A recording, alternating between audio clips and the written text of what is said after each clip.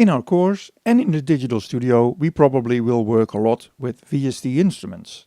So it's good to have a little history on how this all started. And we could start around 1900 when the first electronic sounds were produced, but I want to jump to 1982 when some American and Japanese companies wanted to create a standard connection for their synthesizers. And that was the birth of MIDI, Musical Instruments Digital Interface. A standard interface we all still use now, even after more than 35 years. At that time, in 1982, I was working at a musical instrument shop in Amsterdam, where I worked with the first synthesizer that was hooked up to a computer, the Rhodes Chroma and the expander connected to an Apple IIe. A system that was priced around 35,000 Dutch guilders, which was about 18,000 US dollars at that time. That was before MIDI came out. MIDI changed it all. It all became much cheaper. So what is this MIDI?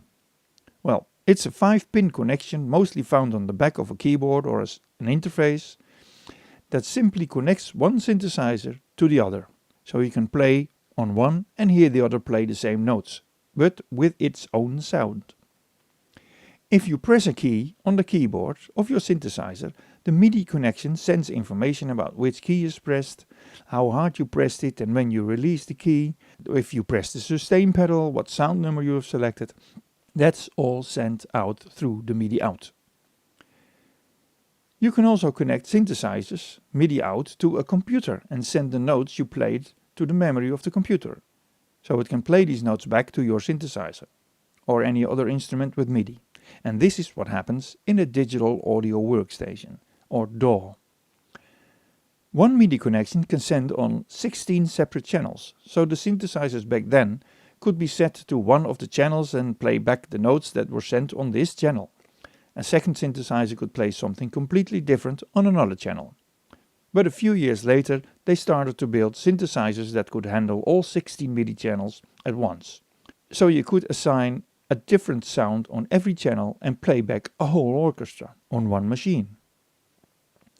You still find these 16 MIDI channels in the VST instruments we use now. So one orchestral VST plugin can play 16 different sounds and different notes altogether.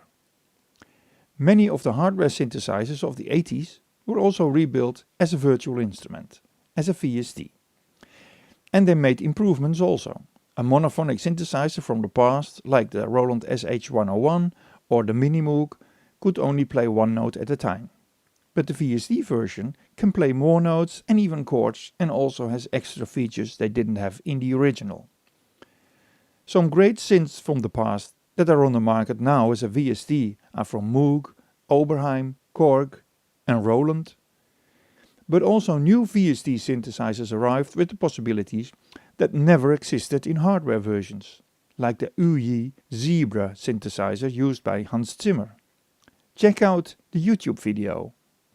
Or the Arturia synth or Native Instruments and the Dutch Fab filter used by Junkie XL. You can check out that YouTube video of his favorite plugins, just follow the link at the links list. Roland Musical Instruments, who made a lot of great synthesizers, made a big step by introducing the Roland Cloud. There you can subscribe for about $20 US a month to have all their VST synthesizers available. I'm not really a fan of subscribing, but you can have thousands of dollars of VST instruments for this. Check it out yourself at rolandcloud.com. But the great thing for you is that lots of VST synthesizers and other virtual instruments with great sounds are totally free.